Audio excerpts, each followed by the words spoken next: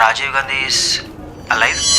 हमारे ex prime minister को मार दिया, हम कुछ नहीं कर पा रहे यार। इनफ। तो शुरुआत में हत्या की 4 थ्योरीज बताई गई। बम को रेड कारपेट के नीचे रखा गया था। बम फूलों से भरी एक डलिया में रखा था। आप कहना क्या चाहते हैं? इसके पीछे अपोजिशन का हाथ है या कांग्रेस पार्टी में से ही कोई? सारा देश आज शोक मना रहा है।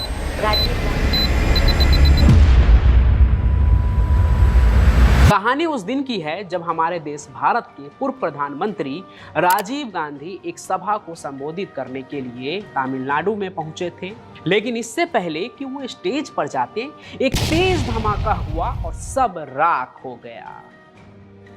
21 मई 1991 को जब एक चुनावी रैली के दौरान तमिलनाडु में राजीव गांधी की हत्या कर दी गई थी, तो 2 दिनों तक ये अंदाजा भी नहीं लग पा रहा था कि ये हत्या क्यों, कैसे और किसने की। आखिर कैसे वहां पे ये धमाका हुआ, किसने किया ये धमाका, और ये गुत्थी सुलझी कैसे। इसकी कहानी काफ़ी दिलचस्प है और दिमाग को एकदम खोल देने वाली है कि एक क्राइम जब होता है, उसे अंजाम दिया जाता है, तो उसकी तहकीकात होती कैसे है। तो आइए आज हम आपको बताते हैं कि कैसे ये पूरा इन्वेस्टिगेशन जो है वो हुआ था और फिर कैसे जांच टीम इस नतीजे पर पहुंची कि राजीव गांधी की हत्या कैसे और किसने की।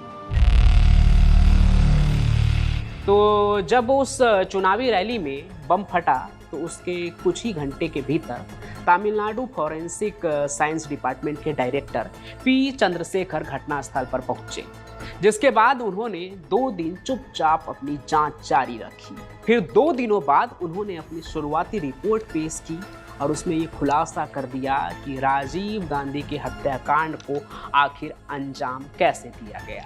हालांकि उस खुलासा के बारे में जानने से पहले आप ये समझिए कि इतने बड़े हाई प्रोफाइल केस को सॉल्व करने के पहले शुरुआत कहाँ से थी। तो शुरुआत में हत्या की 4 थ्योरीज बताई गई थी। पहला, बम को रेड कारपेट के नीचे रखा गया था जहां से नेताजी को गुजरना था। दूसरा, बम फूलों से भरी एक डलिया में रखा था। तीसरा, बम को हवा में उछाल दिया गया था नेताजी की तरफ और इतना बड़ा धमाका हुआ। और चौथा और आखिरी, बम राजीव गांधी को पहनाए गए माला में था। ये सभी थ्योरीज बस एक आकलन था क्राइम सीन को देखकर, वहां पर मौजूद चीजों को देखकर, जिसमें से 2 थ्योरी को तो चंद्रशेखर ने तुरंत ही नकार दिया कि बम ना तो डलिया में थी और ना ही रेड कारपेट के नीचे। वो इसलिए क्योंकि अगर राजीव गांधी की हत्या के लिए बम उस डलिया में होता ना, तो वो डलिया एकदम समझ लीजिए कि धमाका इतना तेज हुआ था कि टूट के ऐसे बिखरता कि उसका कुछ भी नहीं मिलता। लेकिन ऐसा कुछ भी हुआ नहीं था। रेड कारपेट भी उस तरह से डैमेज नहीं हुआ था, यानी बम उसके नीचे भी नहीं रखा गया था। तो अब बचे 4 में से 2 थ्योरी, लेकिन चंद्रशेखर ने उन 2 थ्योरी को भी एकदम नकार दिया, क्योंकि अगर बम को हवा में राजीव गांधी की तरफ उछाला गया होता, फेंका गया होता, तो ऐसे में उसका असर जो है ना काफ़ी दूर तक फैलता और ज़्यादा तबाही होती। जबकि सारा हादसा एक सर्किल के भीतर ही दिख रहा था, यानी कि किसी एक पॉइंट पे बम रखा गया था।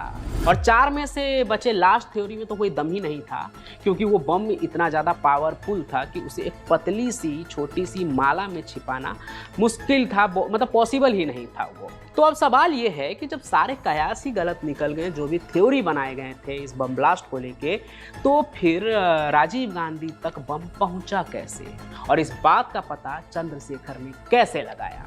जवाब है साइंस से। देखिए, किसी भी क्राइम केस को सॉल्व करने के लिए क्राइम सीन का डिटेलिंग बहुत जरूरी होता है। इसलिए उसे समझने के लिए चंद्रशेखर ने राजीव गांधी समेत उस बम विस्फोट में मारे गए 16 शवों का सबसे पहले इंस्पेक्शन किया, उसकी बहुत अच्छे से जांच की। इसमें राजीव गांधी के अलावा एक और ऐसा शव था जिसमें सिर्फ अवशेष ही बचे थे, मतलब पूरा शरीर नहीं था।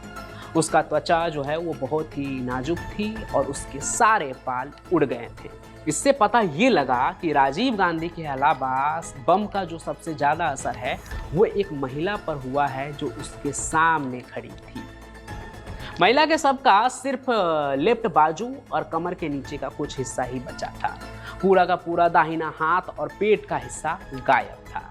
इससे जाहिर होने लगा कि हत्या कहीं मानव बम से तो नहीं हुई है, और वो एक महिला थी, यानी कि सुसाइड बॉम्बर एक महिला थी। फिर इस हत्या से ऐन पहले खींची हुई तस्वीरों से भी ये बयां होने लगा कि माना बम कोई और नहीं बल्कि वो महिला ही थी जो राजीव गांधी का पैर छूने के लिए झुक रही थी।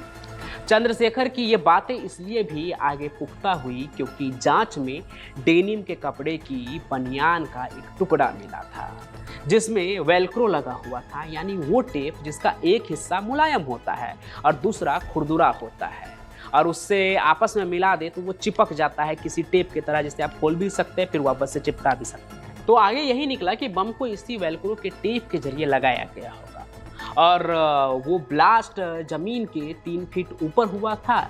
इससे ये भी पता चल रहा था कि बम पेट की तरफ नहीं था बल्कि पीठ की तरफ लगाया गया था, क्योंकि महिला का चेहरा बच गया था लेकिन उसका सिर का जो पिछला हिस्सा था वो उड़ गया था। तो अब आते हैं उस घटना पर जो उस दिन हुआ था। तो जब राजीव गांधी तमिलनाडु के श्री पेरम्बदूर रैली में पहुंचे तो उन्होंने अपनी कार छोड़ दी और मंच की तरफ पैदल ही चलने लगे, जहां उन्हें भाषण देना था मंच पे जाकर। लेकिन रास्ते में उनके स्वागत के लिए ना कई लोग, उनके कार्यकर्ता वहां खड़े थे, साथ में स्कूली बच्चे भी थे, जिनमें से एक बच्ची ने राजीव गांधी को कविता भी सुनाई। इसी बीच भीड़ के पीछे खड़ी एक लड़की एक चंदन की माला लेकर राजीव गांधी की तरफ बढ़ना चाह रही थी, लेकिन सुरक्षा में तैनात एक पुलिसकर्मी ने उसे रोक लिया। तब राजीव गांधी ने कहा कि उसे आने दो। असल में वो लड़की लिट्टे की सुसाइड बॉम्बर धनु थी, जिसके हाथ में चंदन की माला थी और पीठ पर बम बंधा हुआ था। राजीव गांधी को माला पहनाने के बाद वो पैर छूने के लिए जैसे ही नीचे झुकी, तभी 10:10 पर उसने कमर पर लगे ट्रिगर को दबा दिया और वहां एक तेज धमाका हुआ।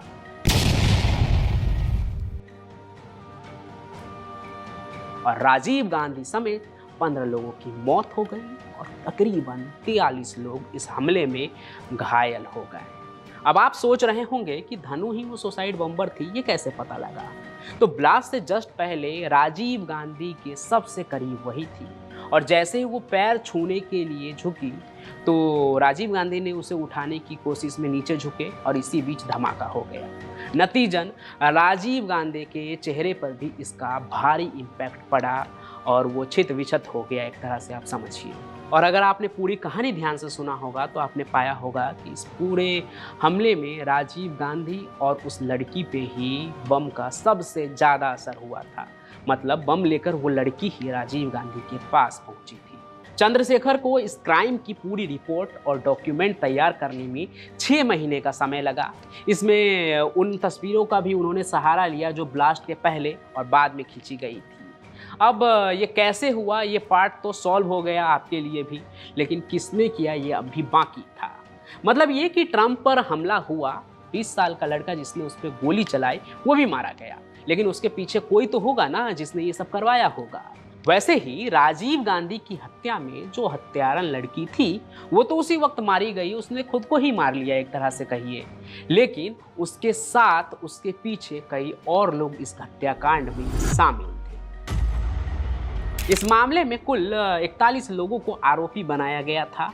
12 लोगों की मौत हो चुकी थी और 3 फरार हो गए थे। बाकी बचे 26 वो पकड़ लिए गए थे। इनमें श्रीलंकाई और भारतीय दोनों ही नागरिक थे। फरार आरोपियों में प्रभाकरन, पोट्टुअम्मान और अकीला थे। बाद में इन आरोपियों पर टाडा कानून के तहत कार्रवाई की गई। 7 साल तक चली कानूनी कार्रवाई के बाद 28 जनवरी 1998 को टाडा कोर्ट ने 1000 पन्नों का फैसला सुनाया। इसमें सभी 26 आरोपियों को मौत की सजा सुना दी गई। यह फैसला टाडा कोर्ट का था, इसलिए इसे सुप्रीम कोर्ट में चुनौती दी गई। 1 साल बाद सुप्रीम कोर्ट की 3 जजों की बेंच ने इस पूरे फैसले को ही पलट दिया। सुप्रीम कोर्ट ने 26 में से 19 दोषियों को रिहा कर दिया। सिर्फ 7 दोषियों की फांसी की सजा को बरकरार रखा था। बाद में इसे भी बदल कर उम्र कैद कर दिया गया और आज की तारीख में सभी रिहा हो चुके हैं। तो यही थी कहानी उस हत्याकांड की जो एक रैली में अंजाम दिया गया था। देश के पूर्व प्रधानमंत्री को मार दिया गया था। अब इस पूरी कहानी पर आपका क्या सोचना है ये हमें कमेंट करके ज़रूर बताइए। ऐसी ही अगर कोई और कहानी आप सुनना चाहते हैं तो वो भी कमेंट कीजिए। आपको स्क्रीन पर एक बारकोड दिख रहा होगा, उसे स्कैन करके आप सीधे व्हाट्सएप पर मुझसे बातचीत कर सकते हैं। बाकी इस कहानी को लाइक कीजिए, ज़्यादा से ज़्यादा शेयर कीजिए और हमारे इस चैनल को सब्सक्राइब भी आप जरूर कर लीजिए। हम फिर मिलेंगे नए सफ़र में, तब तक के लिए आपका बहुत बहुत धन्यवाद।